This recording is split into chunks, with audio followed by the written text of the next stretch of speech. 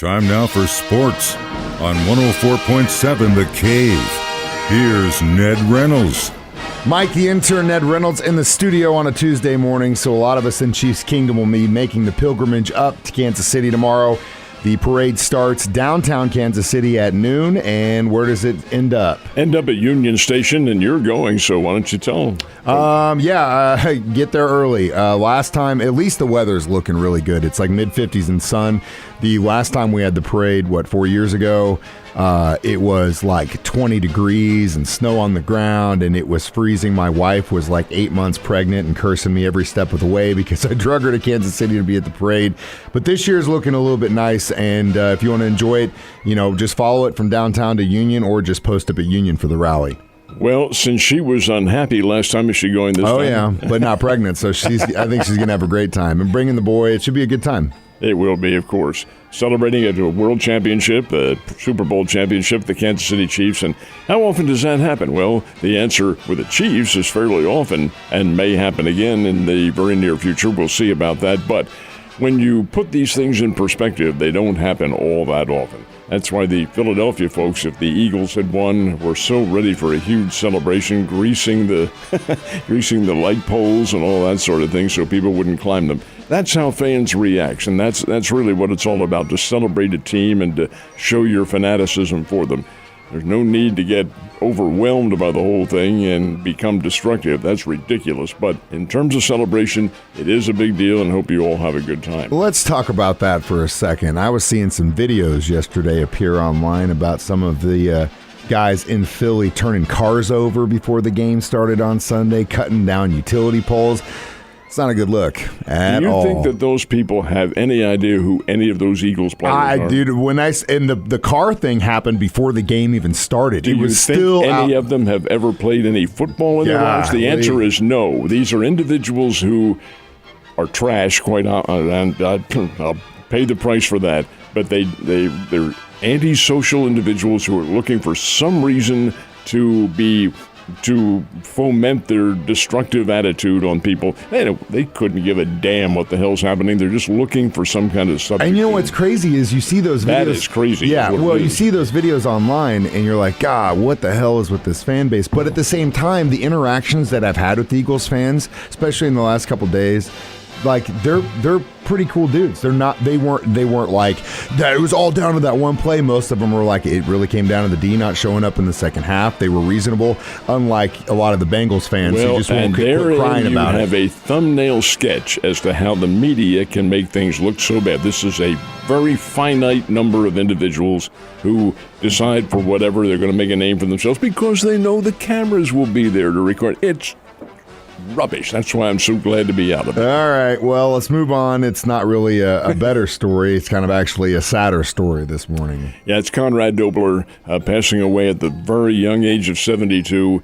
This is a guy who I really liked. He was offensive guard for the St. Louis Football Cardinals, the Big Red, back in the 70s. Played football at Wyoming and was a very good football player. Not an extraordinarily big guy. He wasn't huge, but he had the great offensive techniques to become an outstanding all-pro lineman. But over and above all that, he reveled in his title, the dirtiest man in football.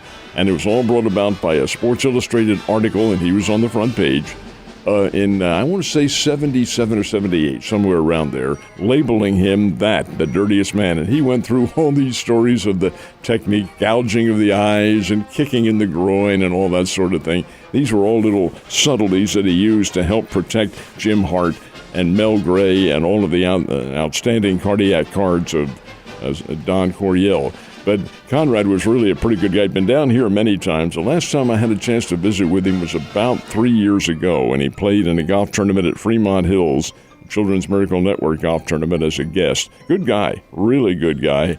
But he loved that dirtiest man in football, and he made the most of it. This is a sad note, leaving us at the age of 72.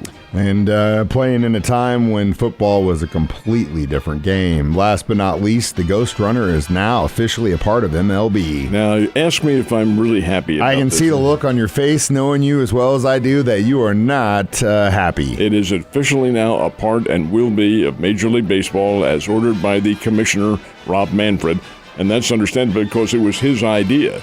Well, the ghost runner, folks, is the runner in extra innings who's automatically on second base. That's where they start the inning with the offensive runner on second base, and it's all designed to shorten the game, which I think is balderdash, not being an old school guy like this, and to start it with a gimmick like this, but better get used to it because it is here to stay, and that became official yesterday with the commissioner's statement. So the ghost runner, that's what they call it, or the runner Manfred, in a sarcastic reference to the commissioner, is going to be a part of the game. So we'll go with it as it is. So Alabama usually is number one when it comes to football, but now the Crimson Tide is number one when it comes to basketball. What a surprise. Here's Alabama number one in the country. Say, here's the average fan, oh, so what? They're always number one.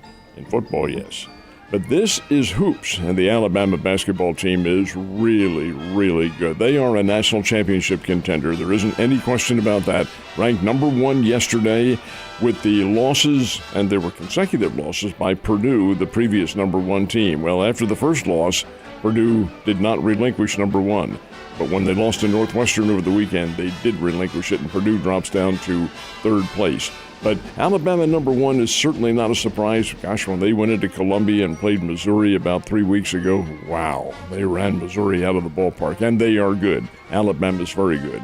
Alabama and Auburn, of course, they're natural rivals. They played each other over the weekend in basketball, and Auburn, under Bruce Pearl, is very, very good. Alabama beat them at Auburn, and afterwards Pearl, who's not necessarily the most condescending of individuals, did say, well, we did lose the game, but we lost it to a pretty doggone good basketball team, and he's giving credit to the Crimson Tide. They must be good. Absolutely, and again, number one in the country. All right, so the NFL season is over. Well, at least for a little bit over 2 months until the draft kicks off in April in Kansas City. You forget the combine. Oh yeah, combine. Jeez Louise, God, and that's coming up even sooner. I thought I was going to have a little bit of a break, but I guess not. Thanks for reminding me. But XFL, dude, that's getting ready to start, isn't it? This weekend. Begins this coming weekend, and it is rather interesting the way they have this. There is a team in Missouri. It's the St. Louis Battlehawks, and you mentioned Alabama just a short time ago. Their starting quarterback was a Crimson Tide quarterback, A.J. McCarron, back about 10, 11 years ago. Good player, but the Battlehawks will begin play. There are 8 teams in the XFL. They start play this weekend. St. Louis will play in San Antonio against the San Antonio Brahmas, and they are using, of course, the Alamo Dome in San Antonio as their home field. But 8 teams play this first weekend, and everybody will play. It is rather interesting to see how this XFL, which does have a network contract with Fox, how this is going to morph out and what's going to happen from it and whether or not they can survive. Should be interesting nonetheless. Hopefully they get some views because we have had a couple of guys from the XFL make it into the NFL. So it's not that these are lesser, just, a bunch of old dudes that are going for glory. These are kids that are trying to make their way back into the NFL and just continue to play at in their some craft. cases, yeah, but there are also some retreads from the NFL who are trying to make it, like McCarron. Yeah, good example. And that's not the only spring football league, is there? It is not. What's the other one? The other one's the USFL, United States Football League, and they begin play in April. And they will also have 8 teams in that competition. They begin play, I think it's the 3rd week in April is when they start, and they have teams in the bigger cities. That New York and Philadelphia have teams, and there are some out on the West Coast.